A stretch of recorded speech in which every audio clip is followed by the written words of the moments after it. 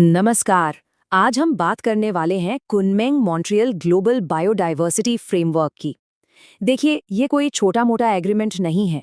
ये UN biodiversity conference, जिसे corp 15 भी कहते हैं, वहां से निकला एक ऐतिहासिक एक लैंडमार्क ग्लोबल समझौता है हमारी प्रकृति के लिए। तो चलिए समझते हैं कि आखिर ये है क्या और क्यों इतना जरूरी है। तो आज हम क्या क्या देखने वाले हैं। सबसे पहले तो ये समझेंगे कि आखिर हमारे प्लैनेट पर संकट है क्या। फिर देखेंगे कि ये कुनमिंग मॉन्ट्रियल फ्रेमवर्क इसका जवाब कैसे है।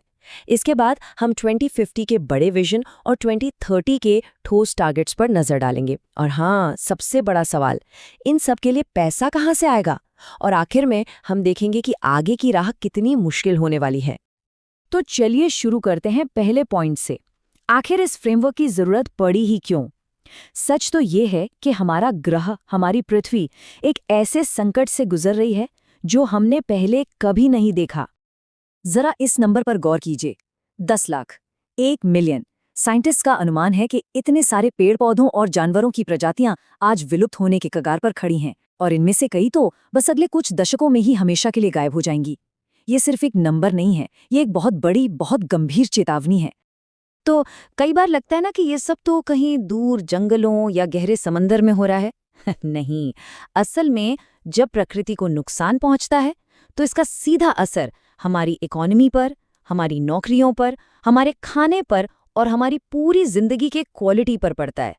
तो ये सिर्फ एक एनवायरमेंटल क्राइसिस नहीं है, ये एक ह्यूमन और इकोनॉमिक क्राइसिस भी है। और बस इसी बड़े संकट से निपटने के लिए पूरी दुनिया एक साथ आई और मिलके एक हल निकाला, और वही हल है ये कुनमिंग मॉन्ट्रियल फ्रेमवर्क। तो सवाल उठता है कि ये ग्लोबल बायोडायवर्सिटी फ्रेमवर्क, या शॉर्ट में कहें तो GBF, असल में है क्या? इसे ऐसे समझिए कि ये एक ग्लोबल एक्शन प्लान है, एक रोड मैप जो हमें बिल्कुल साफ साफ बताता है कि इस दशक के खत्म होने तक, यानी 2030 तक, हमें प्रकृति को बचाने के लिए क्या क्या कदम उठाने हैं।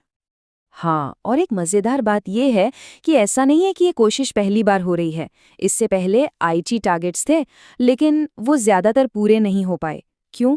क्योंकि लक्ष्य उतने साफ नहीं थे और कोई जवाबदेही भी नहीं थी। तो इस नए फ्रेमवर्क को बनाते वक्त पुरानी गलतियों से सीखा गया है। इस बार के लक्ष्य ज़्यादा साफ हैं, मेजरेबल हैं, और सबसे ज़रूरी, इन्हें लागू करवाने के लिए एक मजबूत सिस्टम भी बनाया गया है। अच्छा, तो इस पूरे फ्रेमवर्क की नींव 4 बड़े लॉन्ग टर्म गोल्स पर टिकी है। ये 2050 तक का विजन है, मतलब बिग पिक्चर। और ये चारों लक्ष्य मिलकर एक ही बात कहते हैं कि हमें प्रकृति के साथ तालमेल बिठाकर जीना है। देखिए, पहला गोल तो है सर्वाइवल का, मतलब प्रजातियों को विलुप्त होने से बचाना। दूसरा गोल हमें याद दिलाता है कि नेचर हमें जो कुछ भी देती है उसकी कद्र करें और उसे सस्टेनेबली इस्तेमाल करें। तीसरा है फेयरनेस का, यानी प्रकृति के खजाने से जो भी फायदे मिले वो सब में बराबर बटें। और चौथा, इन सब सपनों को पूरा करने के लिए जो भी पैसा और टेक्नोलॉजी चाहिए वो भी जुटाई जाए। तो ये तो हुई 2050 की लंबी चौड़ी बात। लेकिन अभी क्या करना है? इस दशक में क्या होगा? इसके लिए है एक ठोस एक्शन प्लान, जिसमें 23 स्पेसिफिक टाइम बाउंड टारगेट्स हैं। और इन 23 टारगेट्स में से एक है जो सबसे ज्यादा चर्चा में है, शायद सुना भी हो, 30 by 30 टारगेट। पर सवाल ये है कि ये आखिर है क्या? इसका जवाब बिल्कुल सीधा है।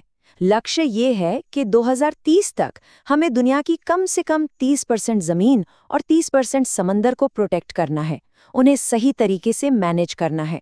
सच कहूं तो यही इस पूरे समझौते का दिल है, एक बहुत बहुत बड़ा कदम। लेकिन रुकिए, कहानी सिर्फ 30 by 30 पर खत्म नहीं होती। ये फ्रेमवर्क और भी कई जरूरी चीजों की बात करता है, जैसे कि सरकारों की उन सब्सिडीज को बंद करना जो फायदे की जगह पर्यावरण को नुकसान पहुंचा रही हैं। सोचिए, हर साल करीब $500 बिलियन की ऐसी सब्सिडी दी जाती है।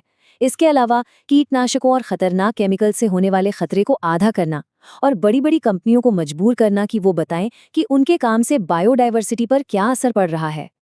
ठीक है, प्लान तो बहुत अच्छा है, लेकिन अब आता है सबसे बड़ा सवाल, पैसा कहाँ से आएगा? क्योंकि बिना फंडिंग के तो कोई भी बड़ा प्लान सिर्फ कागज पर ही रह जाता है कि नहीं? तो टारगेट सेट किया गया है हर साल $200 बिलियन जुटाने का, और ये पैसा हर जगह से आएगा, सरकारों से, प्राइवेट कंपनियों से, हर मुमकिन सोर्स से। और ये जो आंकड़े हैं ये कहानी का एक बहुत ज़रूरी हिस्सा बताते हैं। देखिए, सिर्फ पैसा इकट्ठा करना ही काफ़ी नहीं है, उसे सही जगह पहुंचाना भी उतना ही ज़रूरी है, खासकर विकासशील देशों तक।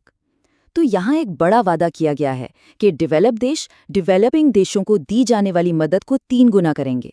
मतलब जो मदद पहले करीब $10 बिलियन सालाना थी, उसे 2030 तक कम से कम $30 मिलियन तक ले जाना है। ये एक ज़बरदस्त जंप है। तो अग्रीमेंट तो हो गया, जो कि वाकई एक ऐतिहासिक बात है। लेकिन हम सब जानते हैं ना कि कागज पर प्लान बनाना एक बात है और उसे असल में जमीन पर उतारना बिल्कुल दूसरी। आगे का रास्ता आसान तो बिल्कुल नहीं होने वाला। यूएन के सेक्रेटरी जनरल एंटोनियो गुटेरेस ने इसे बहुत खूबसूरती से कहा था, हम आखिरकार प्रकृति के साथ एक शांति समझौता करना शुरू कर रहे हैं।